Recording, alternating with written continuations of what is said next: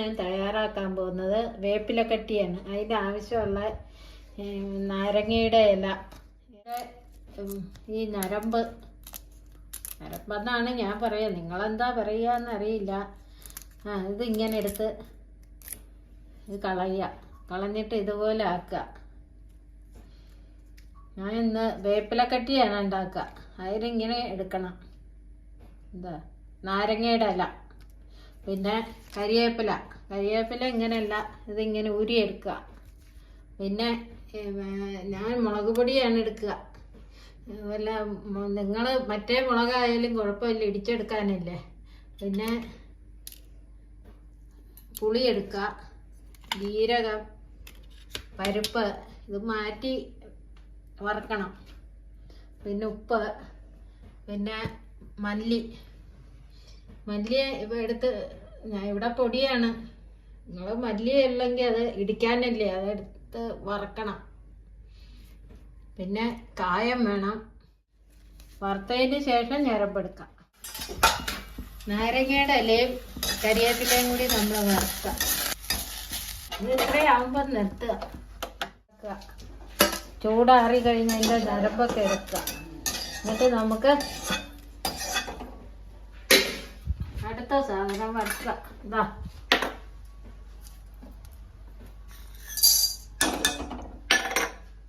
ഓഫാക്കുക. ഇതൊരു പാത്രത്തിലേക്ക് ആക്കുക. ഇരുചട്ടിക്ക് ചൂടുണ്ടായിട്ട് ഇത് കത്തിക്കണമെന്നില്ല. അപ്പോൾ ഇങ്ങനെ എടുക്കുക.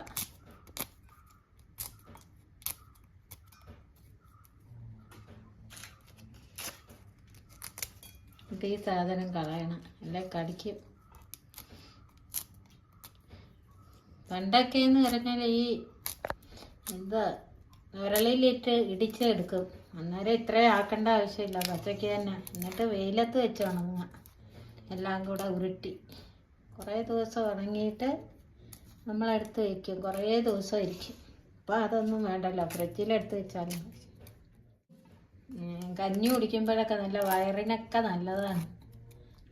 അത് കഞ്ഞി കുടിക്കുമ്പോൾ ഒരിത്തിരി ഉണ്ടെങ്കിൽ ചോറുണ്ണുമ്പോഴൊക്കെ ഉപ്പിലിട്ടതിന് പകരമായിട്ട് വയറിനാണെങ്കിൽ നല്ല സുഖം ഉണ്ടാവും. ഇത് ഇതുപോലെ ആക്കണം. പൊടി ഇടുക, വേണ്ട. പിന്നെ പരിപ്പിടുക.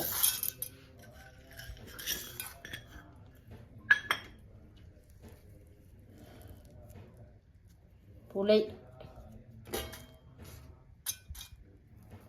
നന്നായിട്ട് ഇടണം.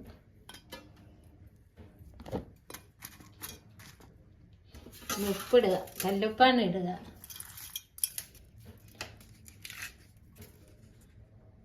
ഞാൻ കായപ്പൊടിയാണ് ഇടുന്നത്. നിങ്ങൾ കായം കട്ട ഇട്ടാലും മതി, അതാ ഒന്നുകൂടെ ടേസ്റ്റ്. ഇവിടെ കായപ്പൊടിയേ ഉള്ളൂ.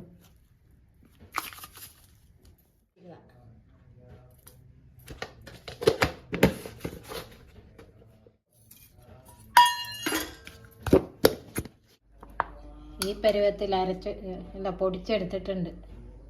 വേപ്പിലക്കട്ടി പൊടിച്ചെടുത്തത് നമുക്ക് ഉരുട്ടാം. ഇങ്ങനെ ഉരുട്ടിയിട്ട് ഒരു പാത്രത്തിലാക്കി വെക്കുക.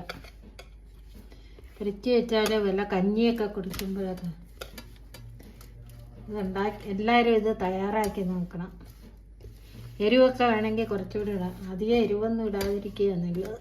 എന്താണെന്ന് വെച്ചാൽ ഈ എരിവില്ലാതെ കൂട്ടുക എന്നുള്ളത്. ഇത് കഞ്ഞിക്കും ചോറിൻ്റെ കൂട്ടത്തിലും ഒക്കെ നല്ല രുചിയാണ്.